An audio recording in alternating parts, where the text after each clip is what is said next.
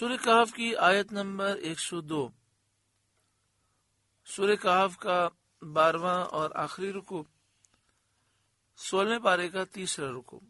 اللہ رب العالمین نے ارشاد فرمایا، افحسب الذین کفروا ان یتخذوا عبادی من دونی اولیاء، تو کیا کافر یہ سمجھتے ہیں کہ میرے بندوں کو میرے سوا اپنا حمایتی بنا لیں گے؟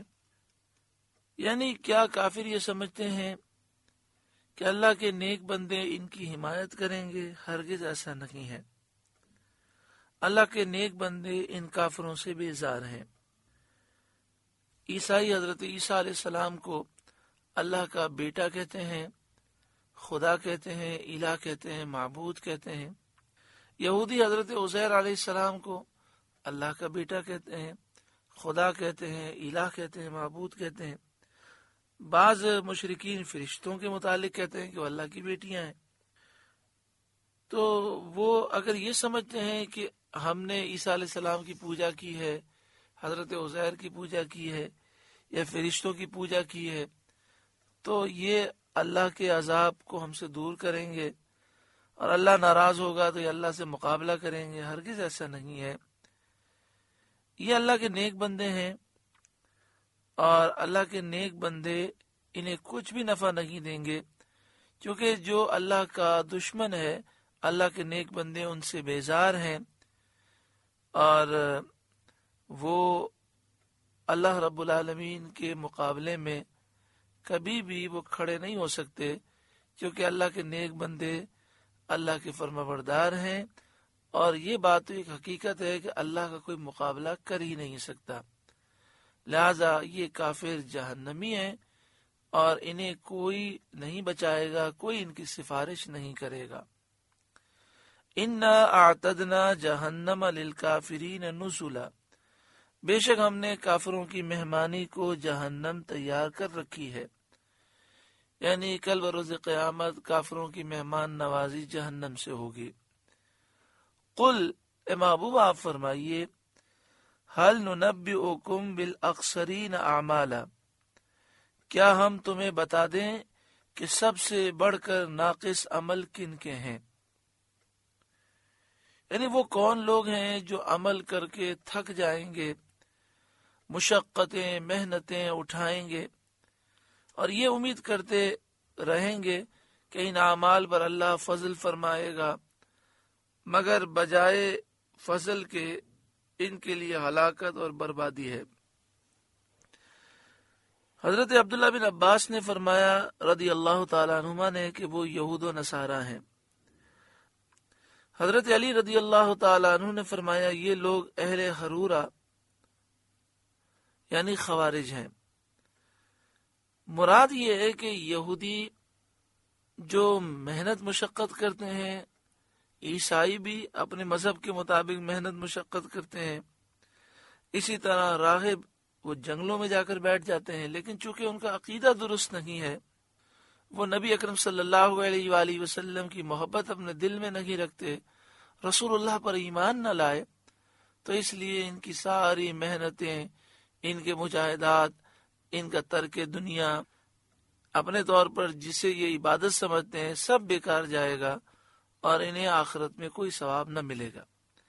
حضرت علی رضی اللہ تعالیٰ عنہ نے خوارج کا ذکر فرمایا کہ خارجی بہت زیادہ عبادت کرتے تھے، اتنی عبادت کرتے تھے کہ ان کی پیشانیاں زخمی ہو گئیں سجدہ کر کر کے، لیکن خارجی صحابہ کرام کو مشرک سمجھتے تھے، صحابہ کرام پر شرک اور بدعت کے الزامات لگاتے تھے۔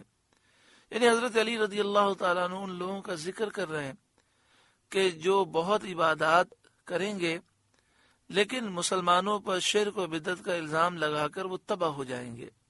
آج بھی خوارج کی نسل سے بہت سارے لوگ موجود ہیں، مزارات پر جو بم دھماکہ کراتے ہیں، یہ وہی لوگ ہیں جو مسلمانوں کو مشرک اور بدعتی سمجھتے ہیں، اور یہ سمجھتے ہیں کہ اللہ کے مقبول بندے کے دربار میں ان لوگوں کو قتل کر کے ہم جنت میں چلے جائیں گے کہ ہم نے مشرکوں کو مارا ہے۔ جس طرح خارجیوں نے صحابہ کرام کو شہید کیا، حضرت علی کو شہید کیا اور کہتے تھے کہ ہم نے مشرکوں کو مارا ہے اس لیے ہم جنت میں جائیں گے۔ تو یہی وہ لوگ ہیں کہ جن کی محنتیں برباد ہو گئیں۔ اللہ تعالیٰ ایسے شریروں کے شر سے مسلمانوں کو محفوظ فرمائے۔ دعا فرمائے پاکستان میں اور پورے عالم اسلام میں اللہ تعالیٰ امن و سلامتی نصیب فرمائے۔ پاکستان کو، پورے عالم اسلام کو اللہ تعالیٰ غداروں، چوروں، لٹیروں، ڈاکوں، دہشت گردوں سے پاک فرمائے، اور جو اسلام کے دشمن ہیں، پاکستان کے دشمن ہیں، عالم اسلام کے دشمن ہیں، اللہ انہیں نیست و نابود فرمائے، اور اہل حق کو اللہ تعالیٰ بیداری، اتحاد و غلبہ نصیب فرمائے۔ قل اے محبوب آپ فرمائیے، هل ننبئکم بالاخسرین اعمالا، کیا ہم تمہیں بتا دیں کہ سب سے بڑھ کر ناقص عمل کن کے ہیں؟ الذین ضل سعیہم فی الحیات الدنیا، ان کے جن کی ساری کوشش دنیا کی زندگی میں برباد ہو گئی، گم گئی، یعنی عمل باطل ہو گئے۔ وَهُمْ يَحْسَبُونَ أَنَّهُمْ يُحْسِنُونَ صُنْعًا، اور وہ اس خیال میں ہیں کہ ہم اچھا کام کر رہے ہیں۔ مثلا مسلمانوں پر شرک و بدعت کے الزام لگا کر، مسلمانوں کا قتل کر کے، قتل عام کر کے یہ سمجھتے ہیں کہ ہم نے مشرکوں کا قتل کر دیا ہے، ہم جنت میں جائیں گے۔ کتنے لوگ ایسے ہیں کہ جو خودکش دھماکے کے لیے آئے، پکڑے گئے، تو ان کے عقیدے یہی تھے کہ صلاۃ و سلام پڑھنے والے، میلاد شریف منانے والے، یا رسول اللہ کہنے والے مشرک ہیں، بدعتی ہیں۔ ایسے عقیدے کے حامل ہی لوگ پوری دنیا میں فساد کر رہے ہیں، اور جب وہ پکڑے گئے، وہ خودکش حملہ نہ کر سکے، بٹن نہ دبا سکے، تو یہی کہنے لگے کہ میں تو جنت میں جانے والا تھا، تم نے روک دیا۔ یعنی کتنی جہالت ہے۔ جب اللہ اور اس کے رسول کی محبت نہ ہو اور حضور کی تعظیم و توقیر انسان کے دل میں نہ ہو، اور انسان مسلمانوں کو مشرک اور بدعتی سمجھے، اور پھر اس غلط سوچ کو اچھا سمجھے، تو واقعی یہ ایسا شخص ہے جس کی محنتیں دنیا میں برباد ہوں گی۔ وَهُمْ يَحْسَبُونَ أَنَّهُمْ يُحْسِنُونَ صُنْعًا، اور وہ اس خیال میں ہیں کہ ہم اچھا کام کر رہے ہیں۔ أُولَئِكَ الَّذِينَ كَفَرُوا بِآيَاتِ رَبِّهِمْ، یہ لوگ ہیں جنہوں نے اپنے رب کی آیتوں کو نہ مانا، وَلِقَائِهِ، اور رب سے ملنے کو نہ مانا، یعنی اللہ کے رسول پر، قرآن پر ایمان نہ لائے، اور بعض حساب، ثواب اور عذاب کے منکر رہے۔ فَحَبِطَتْ أَعْمَالُهُمْ، تو ان کا کیا دھرا سب اکارت ہے۔ فَلَا نُقِيمُ لَهُمْ يَوْمَ الْقِيَامَةِ وَزْنًا، تو ہم ان کے لیے قیامت کے دن کوئی تول نہ قائم کریں گے۔ حضرت ابو سعید خدری رضی اللہ تعالیٰ عنہ نے فرمایا، قیامت کے دن بعض لوگ ایسے اعمال لائیں گے جو ان کے خیالوں میں مکہ مکرمہ کے پہاڑوں سے زیادہ بڑے ہوں گے، بڑی نمازیں پڑھی ہوں گی، بڑے روزے رکھے ہوں گے، انہوں نے بظاہر دین کا کام کیا ہوگا، لیکن جب دل میں حضور کی محبت نہیں، حضور کی گستاخی ہے، صحابہ کرام کے بے ادب ہیں، اولیاء کے بے ادب ہیں، مسلمانوں پہ شرک و بدعت کے الزام لگانے والے ہیں، تو آپ بتائیے ایسے لوگوں کے اعمال میں وزن کہاں سے ہوگا؟ تو حضرت ابو سعید خدری رضی اللہ تعالیٰ عنہ ایسے لوگوں کا ذکر فرما رہے ہیں کہ قیامت کے دن بعض لوگ ایسے اعمال لائیں گے جو ان کے خیالوں میں مکہ مکرمہ کے پہاڑوں سے زیادہ بڑے ہوں گے، لیکن جب وہ تولے جائیں گے تو ان میں وزن کچھ نہ ہوگا۔ ذالک جزاؤہم جہنم بما کفروا، یہ ان کا بدلہ ہے جہنم اس پر کہ انہوں نے کفر کیا۔ واتخذوا آیاتی ورسلی ہزوا، اور میری آیتوں اور میرے رسولوں کی ہنسی بنائی، یعنی اللہ تعالیٰ کی آیتوں کا اور رسولوں کا انہوں نے مذاق اڑایا۔ اب سورہ کہف کی آخری 4 آیتیں ہیں۔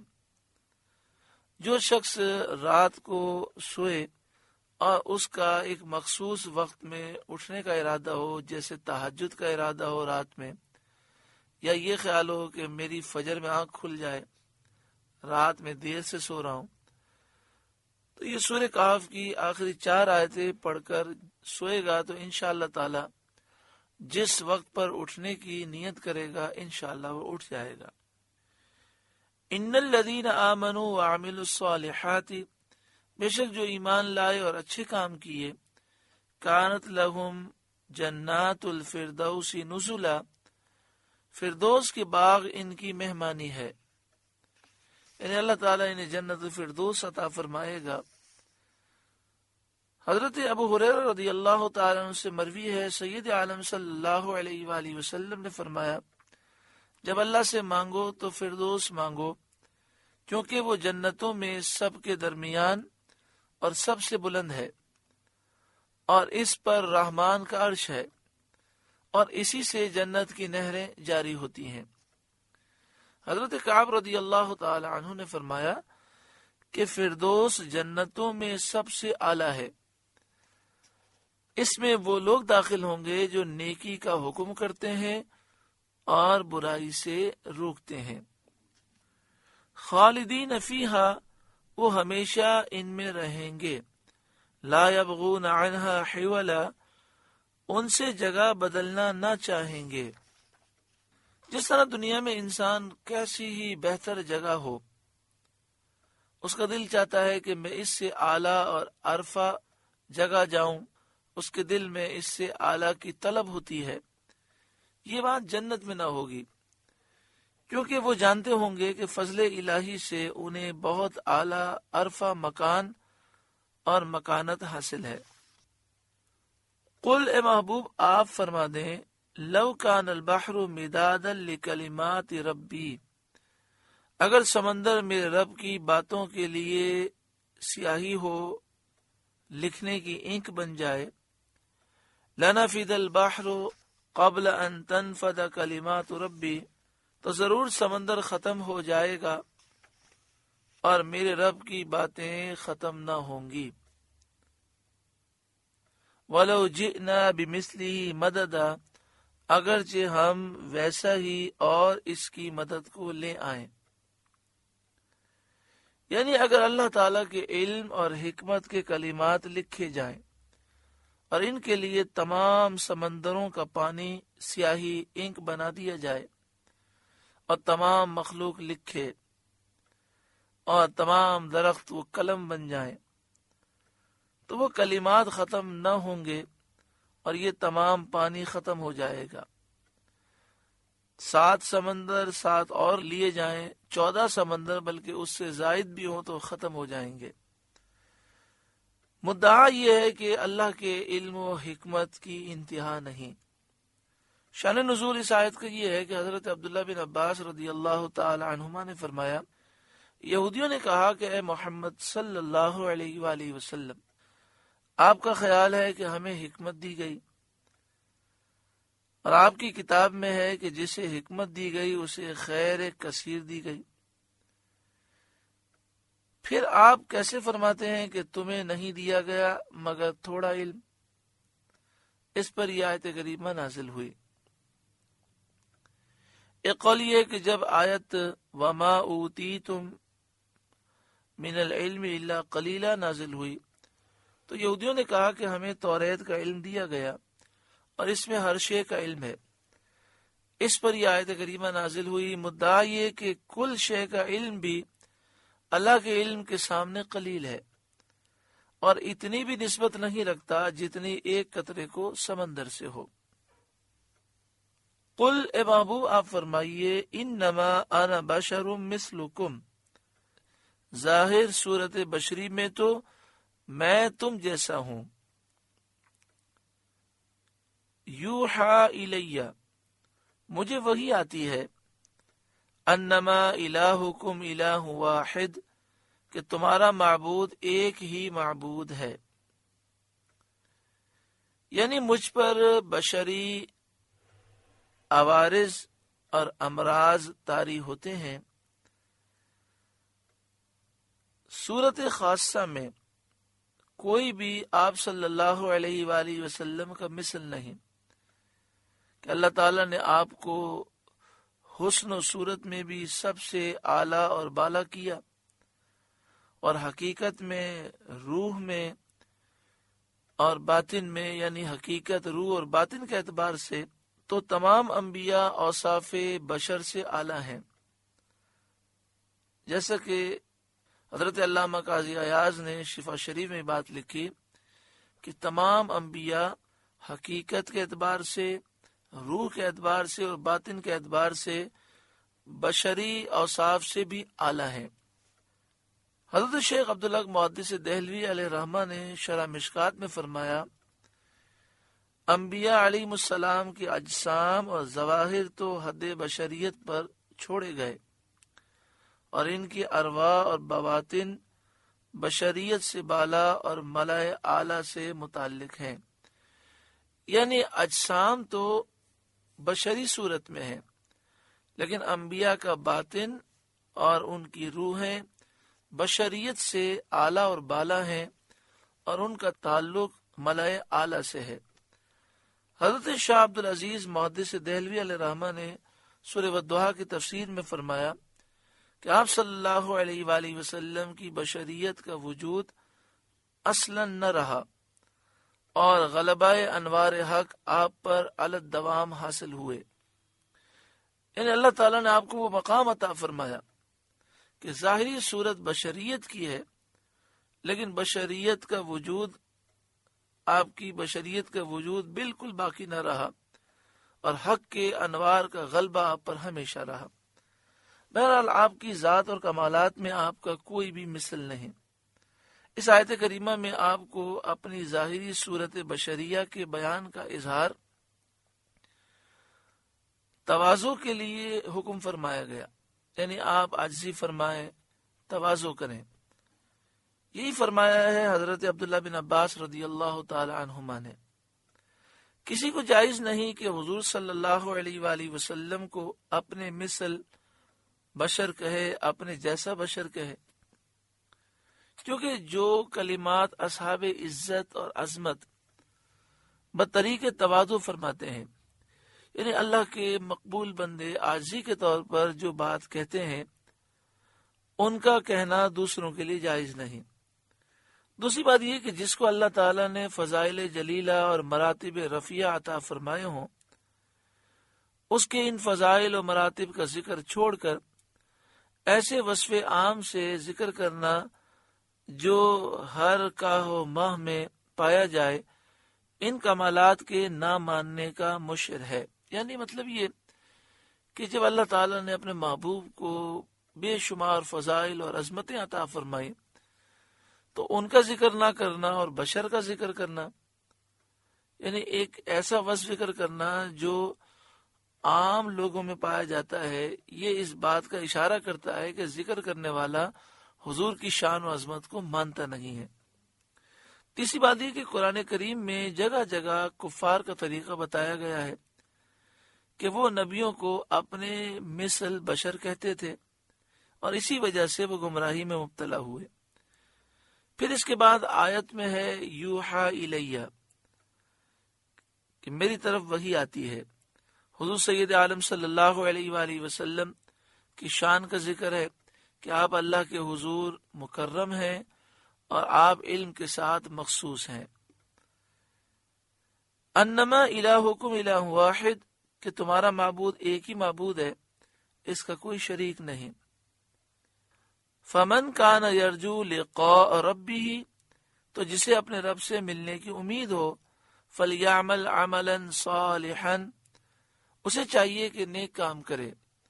ولا یشرک بعبادت ربہ احدا، اور اپنے رب کی بندگی میں کسی کو شریک نہ کرے. شرک اکبر سے بھی بچے، اور ریا سے بھی، جس کو شرک اصغر کہتے ہیں. مسلم شریف میں ہے کہ جو شخص سورہ کہف کی پہلی 10 آیتیں حفظ کرے، اللہ تعالیٰ اس کو فتنہ دجال سے محفوظ رکھے گا. سورہ کہف کی ابتدائی 10 آیتیں جو یاد کر لے، فتنہ دجال سے محفوظ وہ رہے گا. سب سے بڑا جو فتنہ ہے وہ دجال کا فتنہ ہے. یہ ایک بہت بڑا فتنہ ہے. تو جب 10 آیتیں یاد کرنے کی برکت سے اتنے بڑے فتنے سے وہ محفوظ رہے گا، تو اس حدیث کی برکت حاصل کرنے کے لیے اگر کوئی 10 آیتیں یاد کر لے تو انشاءاللہ دجال کے فتنے سے بھی محفوظ رہے گا اور باقی فتنوں سے بھی وہ محفوظ رہے گا۔